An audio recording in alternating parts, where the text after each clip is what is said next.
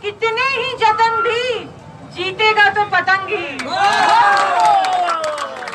इसलिए क्योंकि पतंग का जीतना तय है, क्योंकि आपका जो नेता है वो किसी से ना डरने वाला है और ना ही दिखावटी है।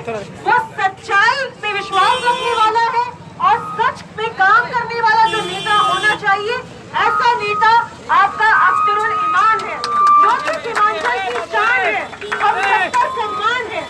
मैं ये चाहती हूँ कि आप सब मिलकर के इस बार 18 अप्रैल को पतंग छाप से वोट लगाएं, ताकि मेरा भी सर ऊंचा हो सके कि मैं किसी और जगह से आकर के इस पार्टी में शामिल हुई और मैं भी गर्व से कह सकूं कि हाँ, मैंने सीमांचल का विकास किया, मैं सीमांचल के साथ हूँ और मैं सीमांचल की विकास करने वालों के साथ हूँ। इसलिए मैं चाहती हूँ कि आप सब 18 पतंग छाप पर जरूर वोट लगाएं।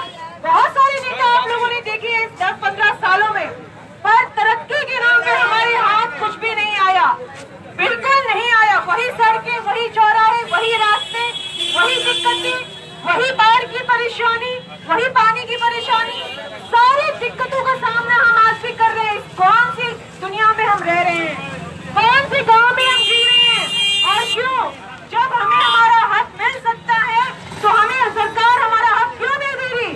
क्योंकि आपको आपके हक का पता नहीं, आपको आपके अधिकार का पता नहीं। आज एक औरत खड़ी होकर यहाँ सवाल पूछने लग गई है तो सरकार को वहाँ पे डर लगने लग गया है। अरे डरो डरो, कम से कम मेरे सवालों से तो डरो, सवालों से तो तुम्हें डर लगना ही चाहिए, क्योंकि तुम सब गद्दार हो। हम इतने लेकिन मजबूर नहीं है कि इन गद्दारों की बात सुनेंगे, उनके कोई बंधुआ मजदूर बन के नहीं आए।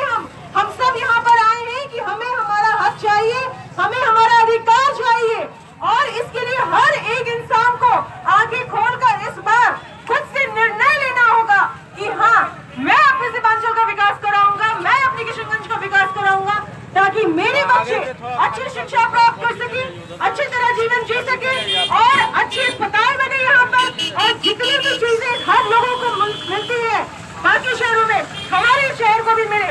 हमारे यहाँ भी ब्रिजेस बने, पुल बने। क्यों हमारे यहाँ पुल नहीं है? लोग अभी भी वो लकड़ी के पुल पर जाते हैं।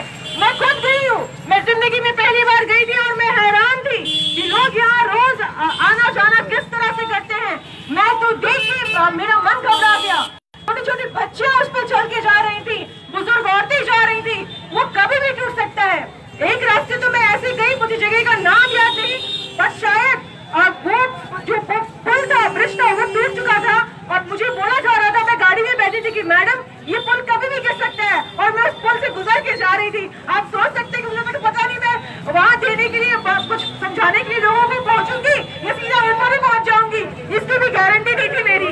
तो आप ये सोचिए, ये तो हाल है आपके शहर का। तो क्यों आप लोग नहीं समझ रहे? बार बार आंखें बंद करके मूंद के वोट दिए जा रहे हैं इस तरह से।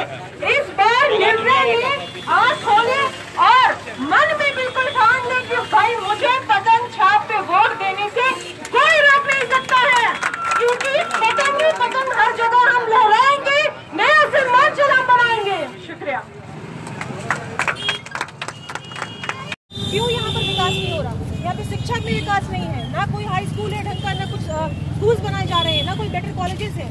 मेरे खुद के बच्चों को मैं बाहर पढ़ाती हूँ क्योंकि यहाँ पे अच्छे स्कूल्स नहीं है। अगर हम वोट दे रहे हैं सरकार को तो हमें प्रोग्रेस क्यों नहीं मिल रहा, हमें डेवलपमेंट क्यों नहीं मिल रहा है? हमें हमारा अधिकार चाहिए। और एडी यूनिवर्सिटी की जहाँ तक बात है, अगर वो बढ़ती है तो ये सबके लिए फायदेमंद होगा, सबको रोजगार मिलेगा, सबको शिक्षा मिलेगी और बहुत कुछ बदलाव आ सकता है। तो यहाँ पर चेंजेस के नाम पर तो कुछ भी नहीं हुआ है, अभी बहुत डेवलपमेंट बाकी है, बहुत सारा काम चाहिए ताकि हम यहाँ पर लगे कि 21वीं सदी में हम रह रहे हैं। की क्या सूरत हाल है, उनके बारे में क्या कहेंगे? जो विमेन है उनकी क्या?